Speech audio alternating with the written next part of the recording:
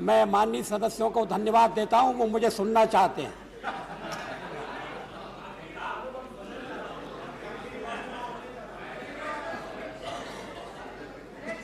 मैं कह रहा था कि ये शिकायत की गई है और इसके लिए मुझ पर आरोप लगाया है कि मैंने राजनीतिक नैतिकता का पालन नहीं किया।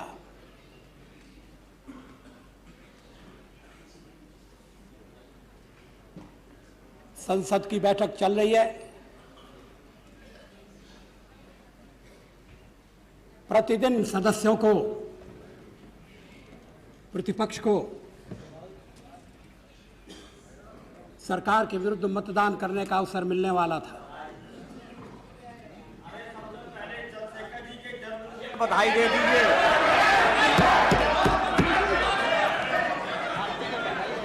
Please don't disturb him, please. Mulayam Singh ji, please. When the leader of this house is speaking, don't disturb him. And at the same time, the opposition also. सदन में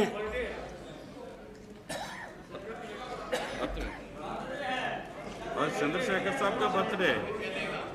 किसका? चंद्रशेखर साहब।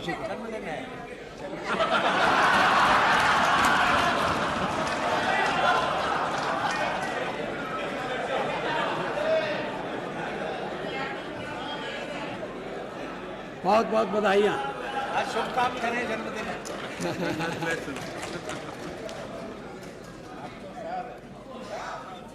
अध्यक्ष महोदय, लगभग 40 साल से मैं संसद से जुड़ा हुआ रहा हूं।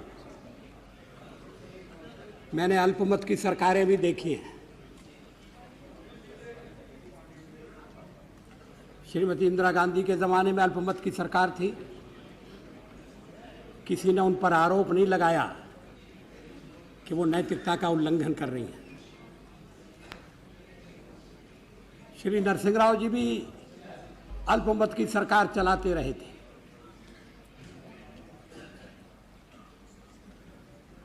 उस अल्पमत को बहुमत में बदलने के लिए क्या क्या किया गया, इस कहानी में मैं जाना नहीं चाहता।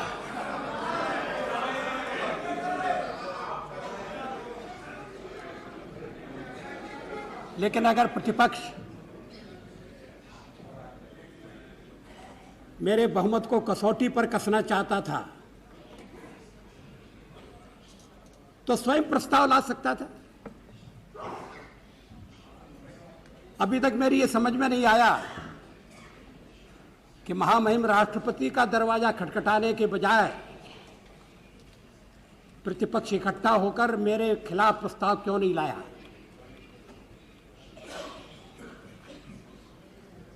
जब राष्ट्रपति जी ने कहा कि आपको विश्वास प्राप्त करना चाहिए, हम तत्काल तैयार हो गए।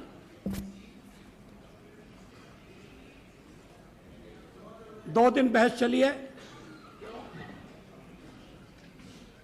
अब समाप्ति होने जा रही है।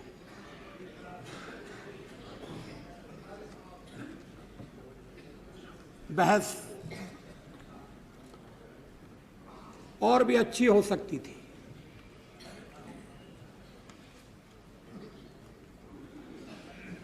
हम संसार का सबसे बड़ा लोकतंत्र होने का दावा करते हैं और हैं भी,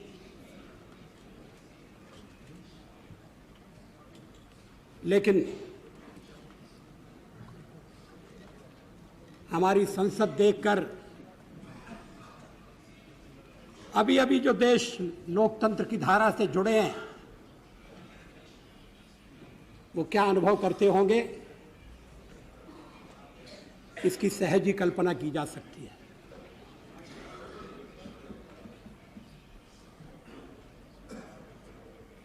हमारा सार्वजनिक जीवन आरोपों और प्रत्यारोपों के घेरे से कब उठेगा?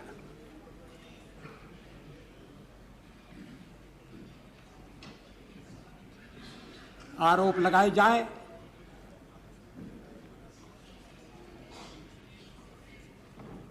तो उनकी पुष्टि में कुछ कहा जाना जरूरी है।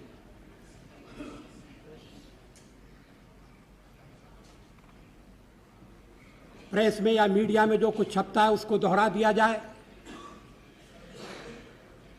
ये एक तरीका हो सकता है, मगर बहुत अर्थपूर्ण तरीका नहीं है, बहुत कारगर तरीका नहीं है।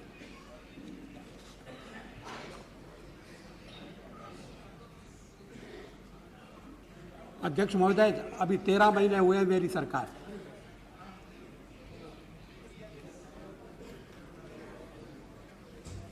हमें कसौटी पर कसा जा रहा है।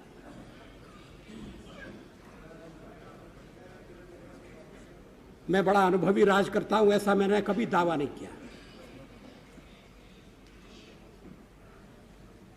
लेकिन ईमानदारी से देश की सेवा करना चाहता हूं, यह दावा जरूर है।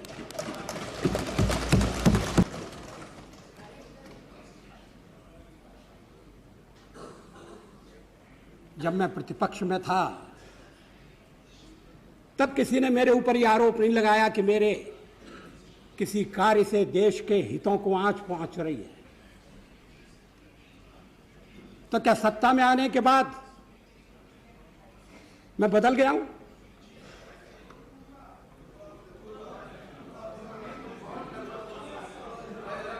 क्या सत्ता इतना परिवर्तन करती है? तब तो जो 40 साल सत्ता में रहे उनकी दशा क्या होगी, इसका सहज ही अनुमान लगाया जा सकता है।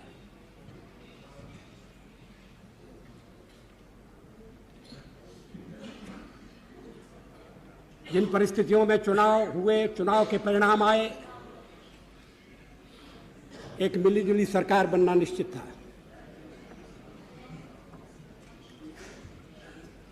अंत समय में भी हमने राष्ट्रपति जी को कहा था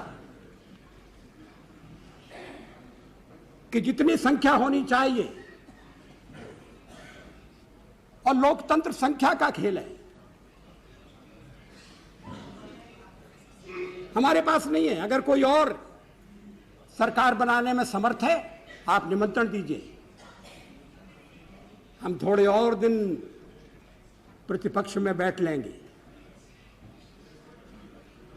लेकिन कोई सरकार बनाने के लिए तैयार नहीं था। 13 महीने बाद तैयार हो गए, अच्छी बात है।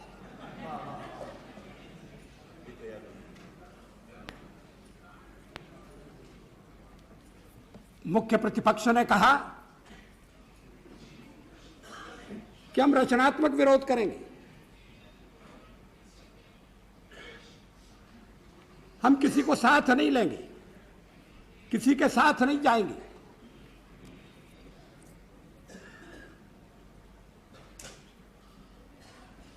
हम उस घड़ी की प्रतीक्षा करेंगे जब हमें स्पष्ट बहुमत प्राप्त हो।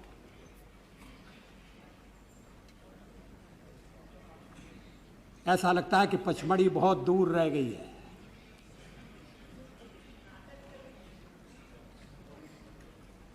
नए गठबंधन हो रहे हैं,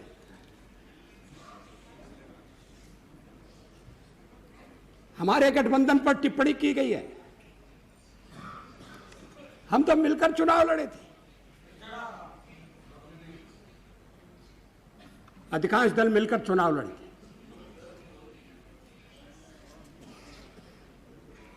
एक कार्यक्रम के आधार पर लड़े थे।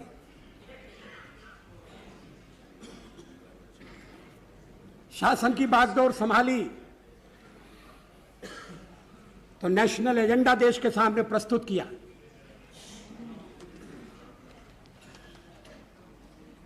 लेकिन आज हमें हटाने के लिए,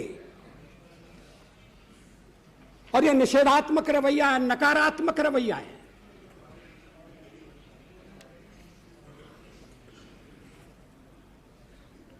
ऐसे दल इकट्ठे हो रहे हैं जिनके बीच विचारों का कोई साम्य नहीं है।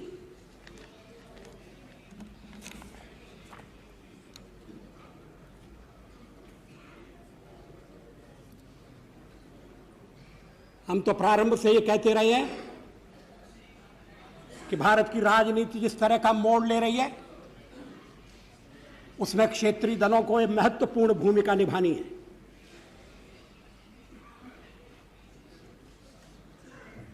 क्षेत्रीय दलों का उभार यह हमारी विविधता का परिचायक है। यह इस बात का भी संकेत है कि जो अपने को अखिल भारतीय दल कहते हैं, वो प्रदेशों की आशाओं और अपेक्षाओं का सही प्रतिनिधित्व नहीं कर सके।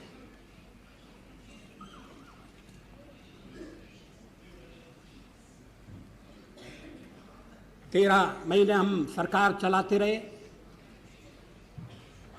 अनेक क्षेत्रीय दल हमारे साथ हैं, जो बाद में हमें छोड़कर चले गए। उन्होंने भी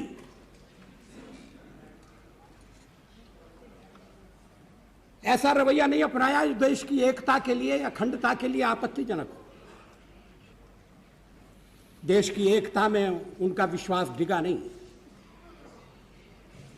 ये एक अच्छा लक्षण है, शुभ लक्षण है, इसका स्वागत होना चाहिए। लेकिन कांग्रेस पार्टी ने 98 के अपने इलेक्शन मैनिफेस्टो में रीजनल पार्टीज की जिस तरह से निंदा की, वो स्वस्थ दृष्टिकोण का परिचय नहीं देती है। मैं उद्धृत कर रहा हूं, bye there very nature regional parties lack a national perspective,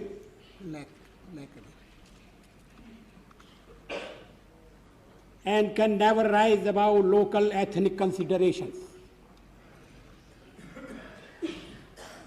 They adopt populist platforms for coming to power. They incite narrow linguistic or ethnic sentiments.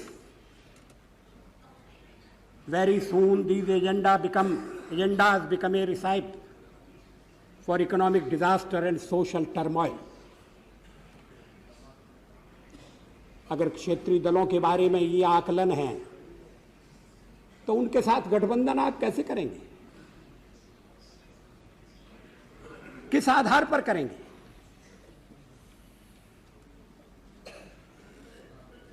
क्षेत्रीय दलों के अलावा कांग्रेस ने रीजनल पार्टीज के बारे में टिप्पणी की। मैं उसे भी उद्धृत कर रहा हूं, हमारे वाम मार्गी मित्र उसको सुन लें। As for the left parties, even after 7 decades, the CPI and the CPM have not been able to integrate themselves into the national mainstream. ये गंभीर आरोप है। ये कांग्रेस मैनिफेस्टो का हिस्सा है, उद्घोषणा है।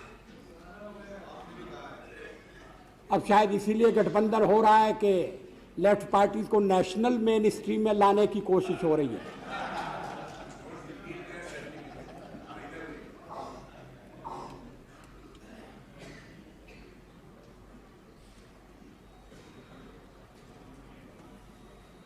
जनता दल असमंजस में था, पता नहीं उसने क्या फैसला किया है।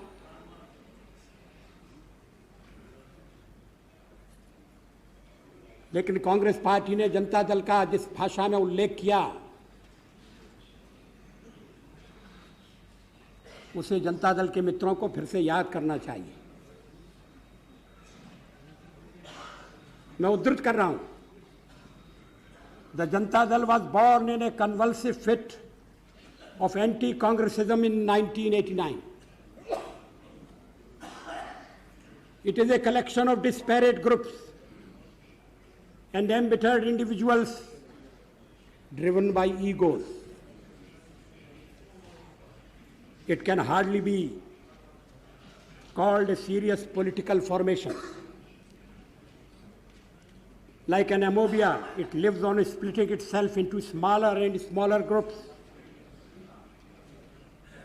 Its platform of social justice is hollow and is just a misleading cover for the practice of a divisive caste politics. Unquote. अगर मिलन का यह आधार बनने वाला है तो फिर स्थिरता की बातें कोई अर्थ नहीं रखती है।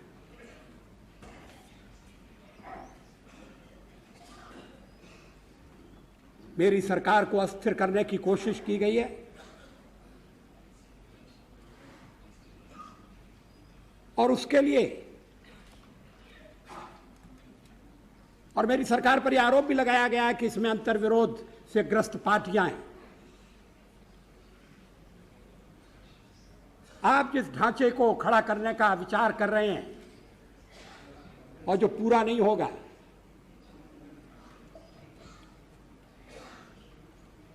वो क्या एक विचार से अनुप्राणित है? क्या कोई कार्यक्रम है?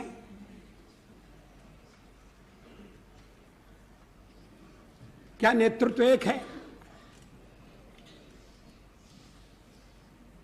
उस दिन श्री लालू प्रसाद जी ने कहा कि आप हट जाइए, हम ये 5 मिनट में नहीं 1 मिनट में विकल्प खड़ा कर लेंगे।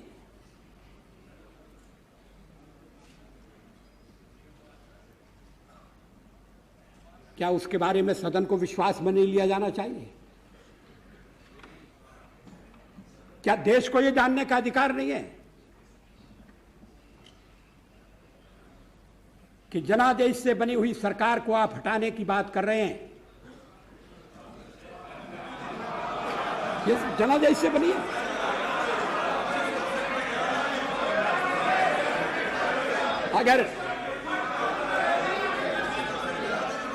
अगर किसी को जनादेश था तो वो हमको था, आपको तो नहीं था। 13 महीने के कार्यकाल में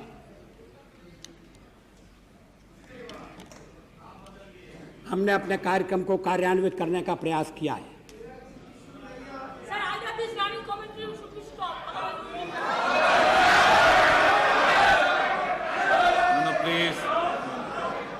There should not be any running commentary, please. What is this? No running हमारा आधार commentary, please. नेशनल एजेंडा है। No running commentary, please. हमने उसके आधार पर आगे बढ़ने का प्रयास किया है।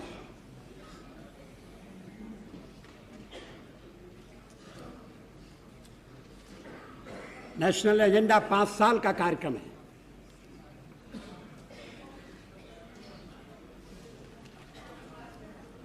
उसे निश्चित कार्यावधि में पूरा करने का हमारा इरादा है।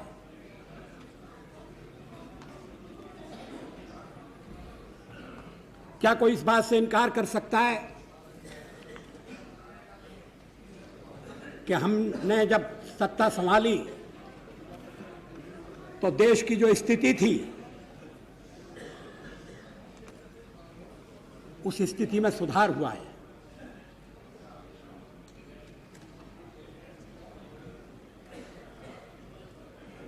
चाहे वो देश की सुरक्षा का सवाल हो,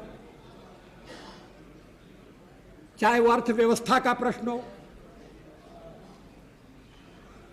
अन्य देशों के साथ कूटनीतिक संबंधों का मुद्दा हो,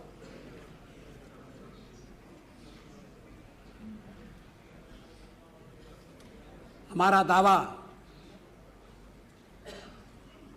यह अधिकारपूर्ण दावा है कि हमने हर एक क्षेत्र में आगे बढ़ने का प्रयास किया और उसमें सफलता पाई है।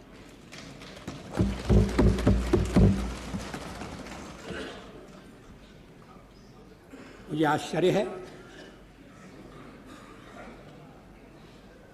कि परमाणु परीक्षण की भी आलोचना की गई। पूछा गया देश के सामने कौन सा खतरा था। मैं 1974 में सदन में था जब श्रीमती इंदिरा गांधी के नेतृत्व में परमाणु परीक्षण किया गया था। हमने उसका स्वागत किया था, प्रतिपक्ष में थे फिर भी स्वागत किया था, क्योंकि देश की रक्षा के लिए वो किया गया था। उस समय कौन सा खतरा था? क्या आत्मरक्षा की तैयारी तभी होगी जब खतरा होगा? अगर तैयारी पहले से हो तो जो खतरा अगर आने वाला है वो खतरा भी दूर हो जाएगा। खतरा अमल में नहीं आएगा।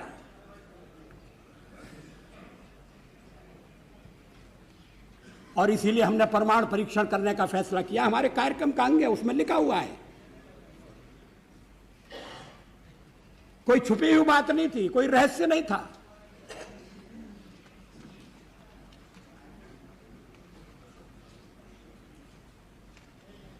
अध्यक्ष महोदय,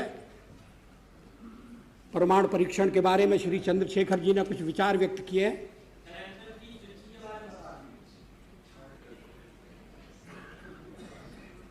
मुझे खेद है कि मैं उनके विचारों से सहमत नहीं हो सकता। उनके चिंतन की एक विशिष्ट धारा है।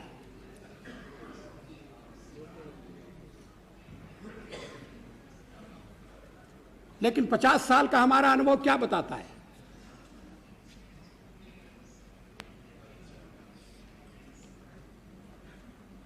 क्या रक्षा के मामले में हमें आत्मनिर्भर नहीं होना चाहिए?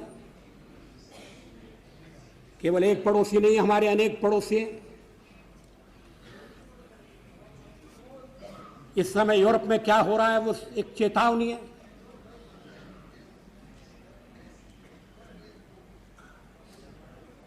पोखरण 2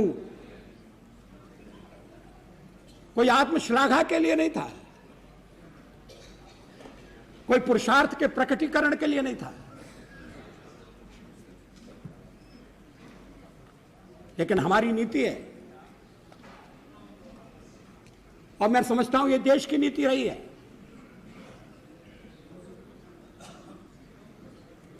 कि मिनिमम डिटरेंट होना चाहिए।